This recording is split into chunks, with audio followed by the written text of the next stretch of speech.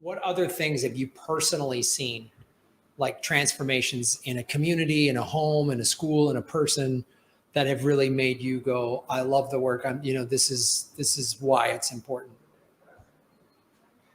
Oh, yeah, there are more. I think, I mean, Beacon Beach, of course, is one community that we go now, and is when you used to go back in the days, there was nothing. I wasn't part of it, like I didn't contribute to that part, but I can see, changes on the incentive around the community. That's more there's more hope, there's more future, there are more businesses. So, and then we go to these others, like Bitcoin Berlin, that are trying to also do their part of Bitcoin circular economy. And also, in my experience with education, let's say, and I didn't teach those 150 teachers from the public school, or team did. But when we see their videos, we had a meeting with the team of the Minister of Education earlier this year, when they were actually surprised how much they actually implemented. They were there and they're like, okay, we're gonna give the course to these people. We're gonna see how it goes. But at the end of the day, it's 150, right? You cannot control everybody. And everybody was just sending them videos and sending them pictures of how they were implementing the activities. So that's what we need, right? Like just a little bit of education and knowledge. Just put something on your hands that is easier for you to use, to teach, to pass over to your students. And that's when, to me, it's like, oh, this is just, this is bigger, because this is a change that it's come to generations. I'm sure that if we talk with the Minister of Education, there are challenges, because teachers back in the days were used to, just do their work, but just basically like nothing. The previous governments wouldn't push them to be better. They wouldn't like it. Like, education was there, but that was it. There was no more work to be done like this. I think that this government is putting into that. I have two family members that are teachers, and they feel the difference on, yeah, we have to go to this training and we have to do this other thing, and this new law by the first lady. So they have to do it, so that they're getting more insights, which means that they care about education to whatever level it is. And that's how it's been to me, to see people that really didn't like to do the extra mile, to put that extra mile now into kids. And like on our team as well, the teachers, there is two young guys, Gerardo and Daniel. They are 19 years old. For me, they are teenagers, and they took on their own classroom the Bitcoin diploma. Napo went there, taught the diploma. And you can see when someone has potential, right? Like, hey, you would be, a good educator. Why don't you start with one class? Now they're teaching, they're all teachers about Bitcoin, right? Like, these young kids go back to their school. They've been trained now to teach the diploma, and they teach their own professors that were back in the day. So, and we all have different backgrounds, but especially in the rural areas or outside of San Salvador, it's different. It's a different story, right? If you were, raised by a single mom, that means that you probably started working at 14 or 15 years old. So for them to have an income now at 19, to have this future, to be called and they speak at spaces, put in front of a crowd.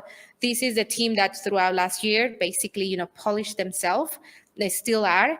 And we're probably going to see them all in adopting Bitcoin this year, because those are the stories that are worth it, right? Like, maybe I don't know 5,000 stories, but I know 3, 4 that are meaningful for our team or community, what we're doing. And then on top of that, now, Mi Primer Bitcoin, we have this education like network, which is in over 26 communities.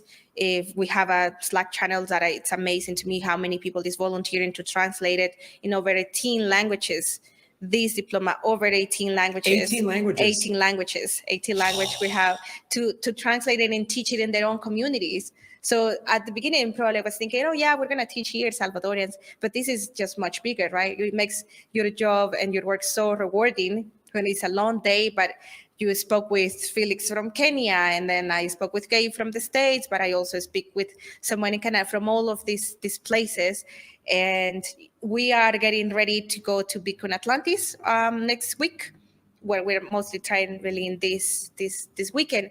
And where is that? That's in Madeira, in Portugal, the right. Island of Madeira. Yeah. So we have our first international conference. We had our very first in November, right, the day before adopting. We're doing it again in Madeira. And this time we wanted, of course, to bring the international team or to invite whoever we could. So if our work here has led us to this moment of being able to invite and pay for the expenses of someone in Kenya that has never left Kenya, I do feel identified. When I was packing my bags last year to come back to El Salvador after the project in Guatemala, they invited us to go to Hong Kong to speak at a mining summit.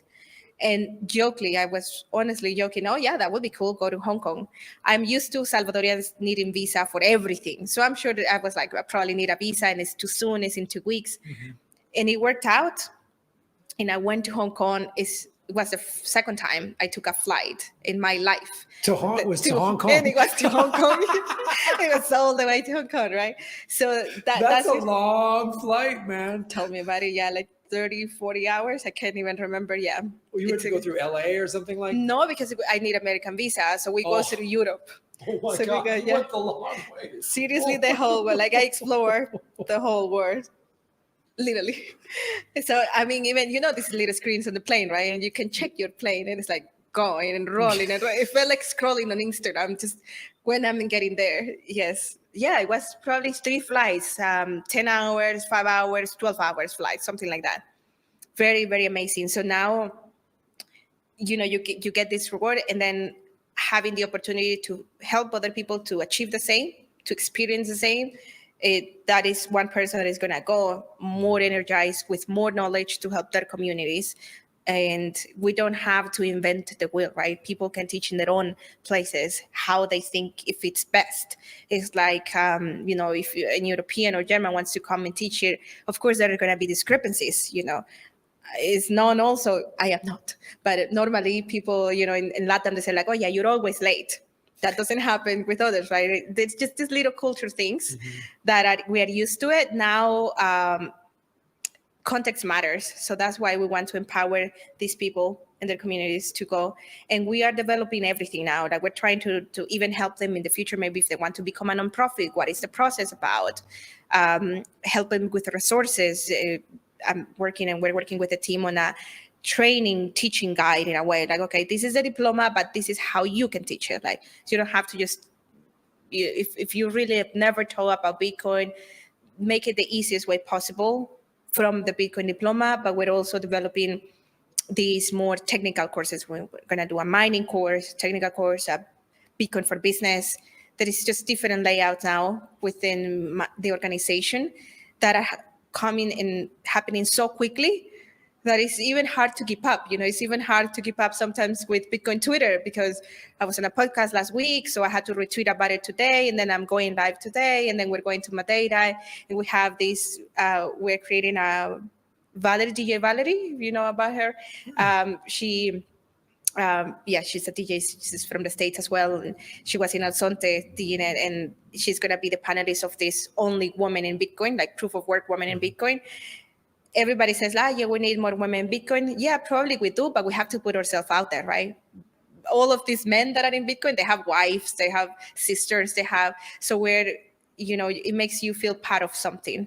And that's why we also think that happens here in El Salvador, especially, let's say you go to school, and I sent our teacher Gerardo that just graduated last year to, talk to his younger, colleagues and not colleagues, classmates.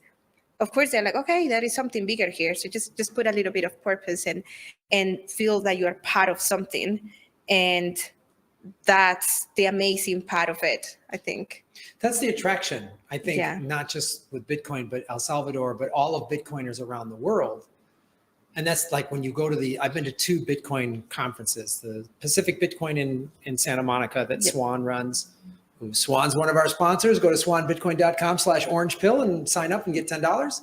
And then adopting it's people from all over the world, and everybody. I think that's part of the draw. It's not just like the crypto people. Some of the crypto people want to do good work. Some of the crypto people just seem like they just want money. And not that there aren't people in Bitcoin that want to make money, but there seems like a greater purpose with the Bitcoiners that I've come overall. Like people want to be a part, like you kept saying, be a part of something. And I think that's important. That's one of the reasons I moved down here. I want to be a part of something that is helping and building and using my skill set. That's why I'm here. That's why I reached out to Kamal and Noor at Adopting and said, hey, you guys don't have a comedy show there. I'll do the, and he's like, sure, we don't have any. And I was the only comedian at the whole conference, you know, and then, you know, Max was on the show and that's where I met you. But that is it is such a draw, as everybody wants to be a part of something. They see the problems of the world. They see where Bitcoin can be a solution. And that's why it's so amazing that you guys have your curriculum in 18 languages. You're talking to people from Africa, and you're going to a conference in Portugal, and there will be people from all over, I'm sure a lot of Europeans because of the geography, but there's gonna be people from all over the world at that. Mm-hmm. And so it really, you know, I've been down here 3 weeks now, and I talked to a couple of my friends back in the States, and they're like, "Why do you sound so happy?" And I go, because everyone here is positive. In the States, it's pretty negative. It's pretty like, oh, everyone's like, I'm stressed, and the money, and this is bad, and the politics, and everything's. And here it's like, oh, it's great. Bukele just won with 85% of the vote, and we got, you know, and everyone's happy. And